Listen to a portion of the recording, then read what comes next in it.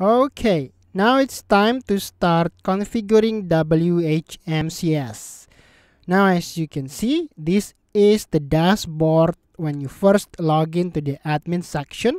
So we are going to go right ahead and start configuring the whole system. Go to setup here on the top and go from general settings where everything starts. General settings here. So we are going to define everything on the general section and go through all the general setting tabs on the top until we finished onto the other section here.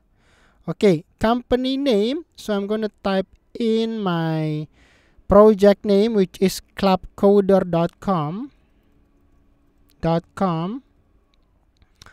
The email address, this is the support email that I am going to use throughout the project, which is support@clubcoder.com. The domain name, I want to include the HTTPS for secure, www.clubcoder.com. The logo, we don't have this one yet, so I'm gonna leave it blank. And once I have my own logo, I'm going to put the URL here. The address, which is the company address, we can put my office address here, clubcoder.com, and my address 8915 202 Street, Suite 321. Probably the whole thing, Langley, BC V1M 0B5, Canada. The Whmcs system URL, I want to always use the secure URL. So I'm going to use S there. And as we are installing the whole Whmcs in the root folder, we won't be using any folder name, but it's just the domain name. SSL, since we already installed or put the HTTPS in the system URL, we can leave this blank. Template, I like the default template, which is sleek and ready to go. Limit activity log, keep it as it is. Records to display per page, I like it the better, the more the better, because we can see more records.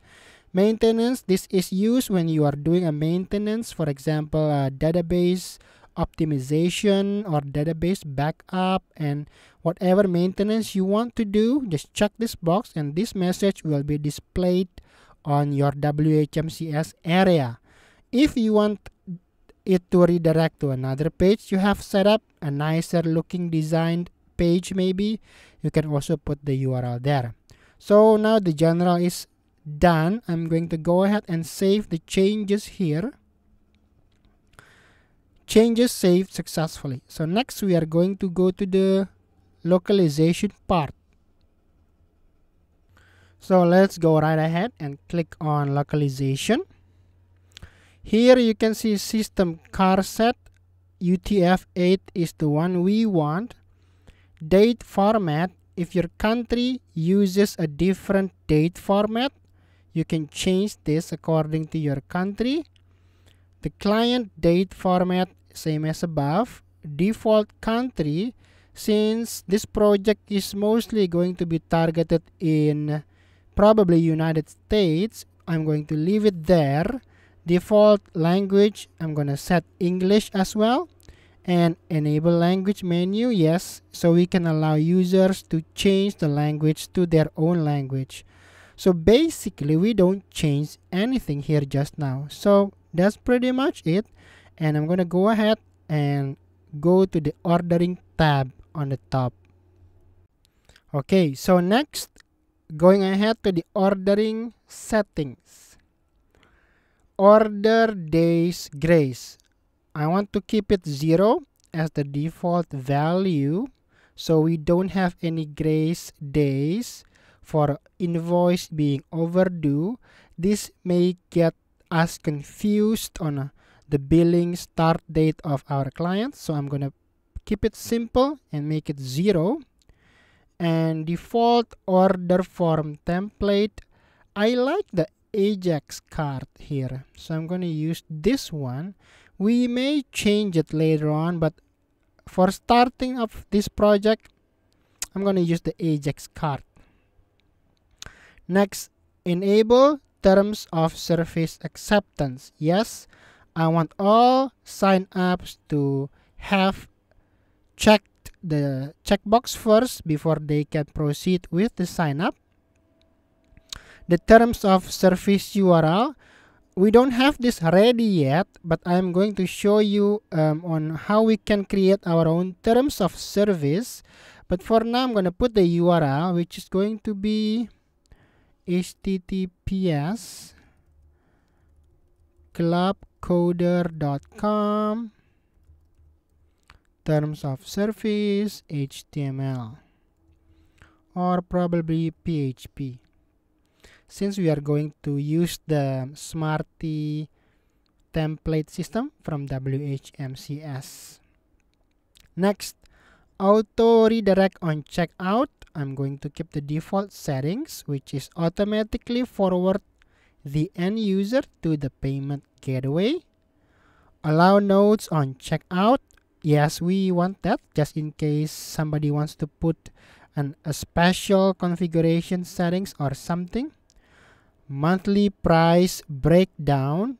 I want to check this checkbox so it's not confusing when we have several recurring price breakdown. It's going to show all the details. Otherwise, it's just going to show the general billing.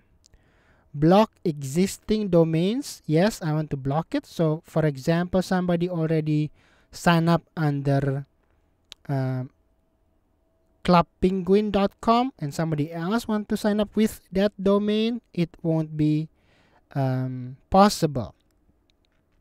No invoice email on order.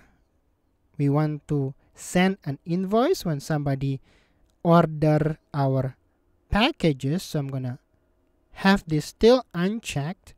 Skip fraud check for existing customer. Sure, we don't need to redo another fraud check if they are already an existing customer. Only auto provision for existing, that's okay. So if they can pass the fraud check, we want to automatically set up their packages, so leave that unchecked. Enable random usernames. No, I don't want to do that because it'll confuse our clients when they want to easily remember their usernames. Sign up anniversary pro rata. No, we don't want to do that. This will also confuse our clients. They want to know each package, when it's going to renew. They want to know how much they are going to pay based on when they purchase the package. So I don't want any pro rata, which can be confusing at times. So that's it. I'm gonna save the changes here, and we are going to go ahead to the next part, which is domains. Okay, so next is domains. I'm gonna go ahead here. So here, let's go from the top. Domain registration options. Allow clients to register domains with you. Yes. Allow clients to transfer a domain. Yes. Allow clients to use their own domain. Yes. I want those three.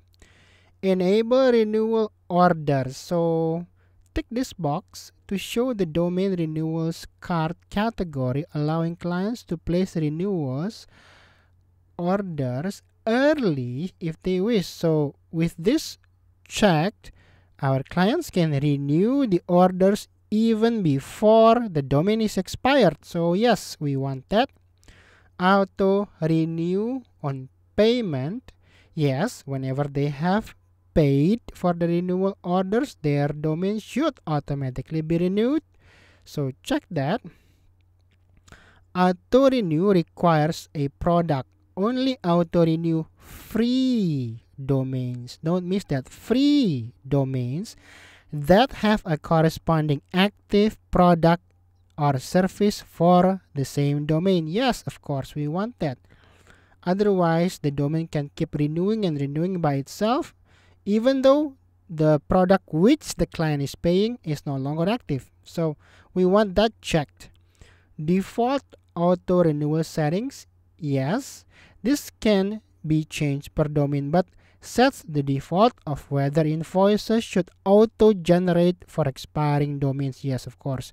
So if the domain is expiring, we want the invoice to be automatically generated and sent to the client for the renewal. So create to-do list entries. Tick this box to create to-do list entries for new or failed domain actions that require manual intervention. So this is basically a reminder for you as the web hosting owner or as the admin to check this type of orders that needs to be worked on manually. Domain sync enabled. Yes, we are using enum and we want to enable our sync process. Sync next due date. We don't want to enable this. Number of days to set due date in advance of expiry. So we want the due date to be on the same day as the expiry date. So leave that blank. Domain sync notify only.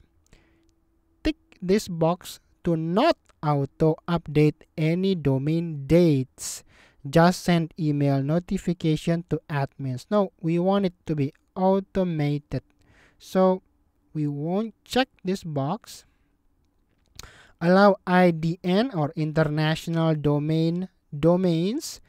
Tick this box to not enforce the alphabet character validation. So we want to enforce. So we won't check this box. Bulk domain search, yes, we want to enable this for customers to be able to purchase many domains at once. We haven't set this up yet, so it's blank, but we can set this up when we have set our domain names settings later on. Default name server, this I want to change to the ones we have already set up in the previous courses.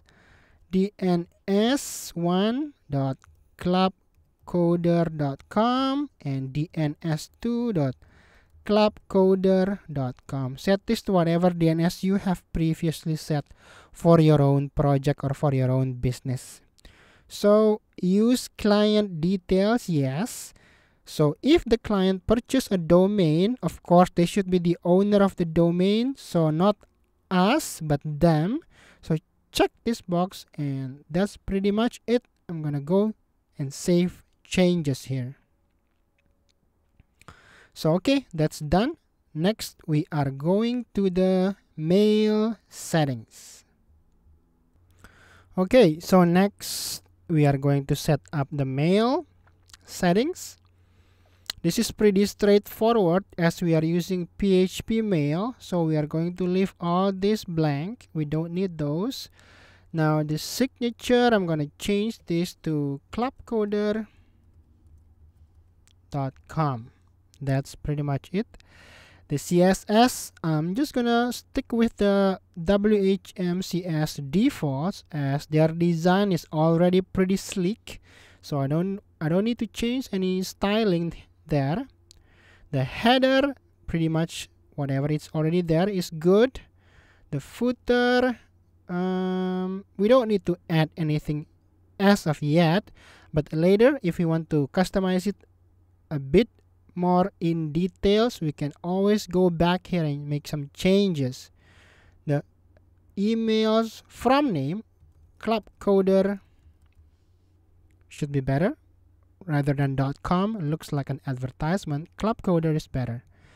The support, the emails from name is support@clubcoder.com. BCC, leave that blank. And sales, pre-sales, I'm gonna make another email account for sales at clubcoder.com. So that's that. I'm gonna go ahead and save these changes, and that's it. We can go ahead and do the next one, which is support. Let's go right ahead and go to support tab. Support module, we are going to use the Whmcs built-in system. So this is another option, which is a third-party support module. We are not going to use that. And the support ticket mask format, this is already good, the default. Ticket reply list order ascending, which is oldest to newest. So when you are replying the tickets, you should be replying the oldest one yet, because they are waiting the longest. Show client only departments. We don't want to show client only departments. So for example, the support departments will only show for existing clients. So visitors from your website can't just spam your support tickets. So leave that unchecked. Client tickets require login. Yes, that's pretty obvious for security reasons. Knowledge base suggestion. Yes, we want to suggest knowledge base articles when our clients is submitting their ticket. Attachment thumbnail previews. Yes, we want to allow that. Support ticket rating. Yes, we want our clients to be able to rate the support tickets response. Ticket closure feedback request. Yeah, we want to actually allow this. We want more feedback. And even I'm going to attach a third-party module or service where the clients can actually send a video praise for the support performed. Disable reply email logging. No, we want to enable that, so leave that unchecked. Knowledge-based SEO-friendly URLs. Yeah, that is a good idea. Requires renaming the Htaccess file. This one, we can do that. And allow file attachment. This picture files, keep that like that. Service status require login. Yes, it is required login. Include product downloads. So as we are not selling softwares but hosting products, so I don't need that. The simpler is the better. So I'm gonna save these changes. But before we do that, before we forget, let's change the Htaccess file here. Okay, let me bring up my cPanel club coder, and then I'm gonna log in here and go to the file manager. It's gonna be real quick, and I'm gonna look for my htaccess.txt file, this one. But I already have the .htaccess file. This is maybe the old one. I'm gonna delete that first. I'm gonna use the one that is provided by Whmcs, this one. So I'm gonna rename this one, the rename button, here we go, and name that .htaccess.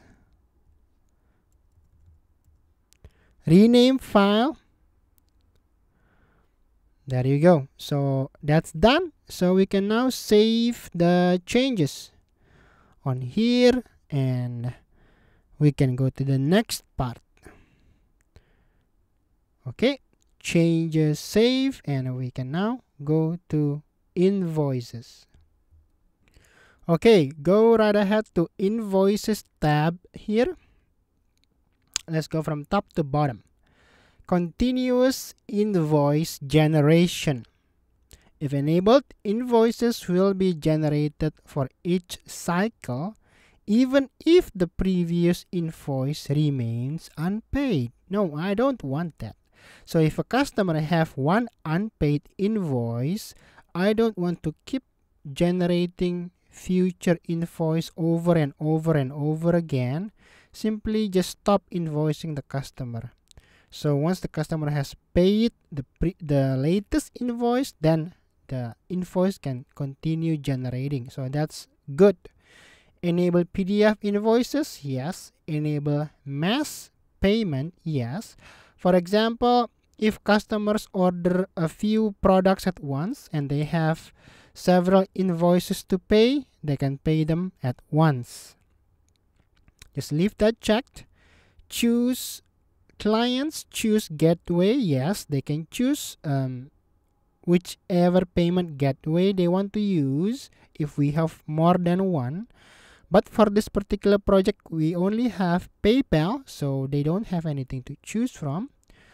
Group similar line items. Yes. So if checked, it'll be automatically grouping the identical items into quantity of 1 or 2 or 3 and so forth.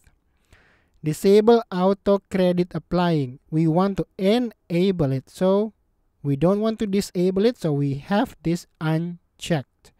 So someone who has $100 credit on their account, if there is an upcoming invoice of $20, so their credit will be applied to that invoice, and now they have $80 credit left, and so forth. Cancellation request handling. Yes, tick to automatically cancel outstanding unpaid invoice when a cancellation request is submitted. Sure, makes our life easier. Sequential paid invoice numbering. Now we don't want to use this whole part here because it'll be a bit confusing for the customer if they see how come the invoice format is different. This basically means if an invoice has been paid, the invoice number will change, like from the original number format to a different format now. So it may be confusing, so we won't be using it. That's why they don't check this by default as well. Late fee. I don't want to burden any late fee, so we don't use late fees. Late fee amount should be 0, as we won't be charging any late fees. You can define your own billing policy, of course. This is for our project, and I don't want the clients to be burdened with this late fees. Late fee minimum, so it's gonna be 0 as well. Accepted credit card types. We are going to accept all types of credit cards. Issue number or start date. We don't need to ask this. Usually the expiry date of the credit card is enough, along with the security code at the back of the card. The font family, the basic default one should be fine. Invoice number incrementation 1 should be enough. Invoice number starting, I'm going to start with 1000. Because if it starts with 1 and 2, it looks like it's so, the number is so low, and it doesn't look nice on an PDF invoice or an email invoice. Let's start with 1000. That's pretty much it. I'm going to save the changes now. And that's done with invoices. Next, we are going to check the credit settings. Okay, so on to credit tab on the top here. So credit, we are not going to use credit, but this particular function will allow your clients to actually deposit funds into their account with you. For example, they want to deposit $100 or even $200 or however amount they want to deposit, and then they can just keep using that amount of money or funds they have already deposited into your account and use that to pay upcoming invoices. Well, there are several reasons that why I won't be using this, but the main one is I don't want people or clients putting their money into our business when or to pay for services that has not been rendered to them yet. So that's the reason that I won't be using the credit system. So whenever they want to pay for a particular service, then we'll take the money. If they don't have anything to pay yet, then we won't take their money. So it's up to you if you want to use this for promotions and stuff. Maybe if they can add $100, you'll give them $110 worth of credit and so forth. You can do that with promotions, but for this particular project, we won't be using this credit system, so there is nothing to save. It's still disabled, and we're gonna go ahead and to affiliates. So the same thing with credit, we won't be using affiliate system as well for this particular club coder project, but if you are also considering in using an affiliate system, I would recommend using a different, a more sophisticated affiliate system, such as iDev affiliate. You can Google that up, or other affiliate system. But for this particular project, we won't be using it. And we can go right ahead into the next part, which is security here. Okay, so on security, let's go from top to bottom. CAPTCHA form protection. So we want it off when people are logged in. You know CAPTCHA, right? Like the random strings that you have to enter in when you're submitting a form. So that's what they are talking about. CAPTCHA type, which is the default one. We're just going to use the default one here. And required password strength, the default one is also good, 50.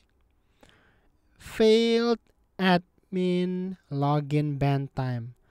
So time of minutes, if they have logged in failure more than 3 times, we are going to ban the IP address for 15 minutes. Whitelisted IP, if you need to add your own office IP or your own home IP address here, you can add it here as well. Admin force SSL access. Sure, we want not just the admin actually, but everything to always use SSL. That's why we set our own base domain with HTTPS on the general part here. So that's taken care of. Disable admin password reset. No, we want to enable it just in case you forgot your password. You can always reset it. Disable credit card storage. If you want to disable credit card storage, you can do so for more security. We will do so here. Anyway, we won't be storing credit card here as we are going to use PayPal. Okay. Warning, but since we are not migrating, we are just launching a new business. Nothing is in the database yet, but this will delete any existing stored credit card data. So disable credit card storage. Allow client credit card removal. Of course, it's their own credit card, they can remove it. Tick this box to allow customers to delete the credit card details stored on their account. I suggest you not to restrict access. Is their card, so they can remove it anytime they want. Disable MD5 client password. No, we want the MD5 protection. Otherwise, you can see your client's password, and not just you, anyone who may, hopefully not, may gain access to your database, they can also see your client's password. So we want to encrypt it with MD5 string. So leave that unchecked. Disable session IP check. We want to enable this. So allow this check. So by unchecking it. API IP access restriction. So for this particular project, we won't be using the Whmcs API yet, but just in case you are going to use it later on, you can add the IP address of your own server. And of course, maybe if you want to try developing it, you can add your own office IP and your own home IP address. A quick look of your IP is just type in Google what is my IP address, and you can see right away your public IP address. This is your IP address there. So leave that blank for now. So Csrf tokens, I'm gonna enable, tick to enable general use of Csrf tokens for all public and client area forms. This is for security, highly recommended as well. So Csrf tokens for domain checker. For checking available domain names is disabled, and I'm going to disable it as well, as we want everybody to be able to check available domain names to buy any time of the day. So that's pretty much it. That's for security. Since we have applied some changes there, I'm going to save this changes. Okay, let's go right ahead to the social tab. So here we can add in our social media usernames if we want to use Twitter, and enable Twitter button on announcement, enable Facebook recommend on announcement page, Facebook comments, and Google+. This is basically on the announcements pages. We won't be using this as much or at all, but if you want to enable this social tab, you can. But for this particular Club Coder project, our social feed will be embedded right in the either the header or the footer of all the pages of clubcoder.com, so we won't be needing this additional social media functions, so we will skip this. So there is no changes to save. I'm gonna go ahead to the other tab here on the top, the last one. So let's go from the top to bottom. Admin client display format, show first name, last name only. Yeah, that should be fine. Client drop down format, this is fine as well. Disable full client drop down. This is if you have like maybe 5,000 or even 100,000 customers, you want to disable this. Otherwise, whenever you're searching for a name, it'll take a long time to load, even may slow down your entire system. So for now, we're just gonna leave this unchecked, but later when we reach like 100 million customers, I'm gonna of course disable this. Default to client area. No, we won't check this because I want to actually customize the home page, and we want to use the home page as our Club Coder homepage. So we won't be using any third-party CMS. We will be designing our entire web pages in Whmcs with the Smarty template. We won't be using WordPress or other CMS. We will be using just Whmcs. Allow client registration. No, I don't want that. So if somebody wants to get a Club Coder account, they have to purchase any of the packages, Discover or Superpower. So I will uncheck that. Optional client profile fields.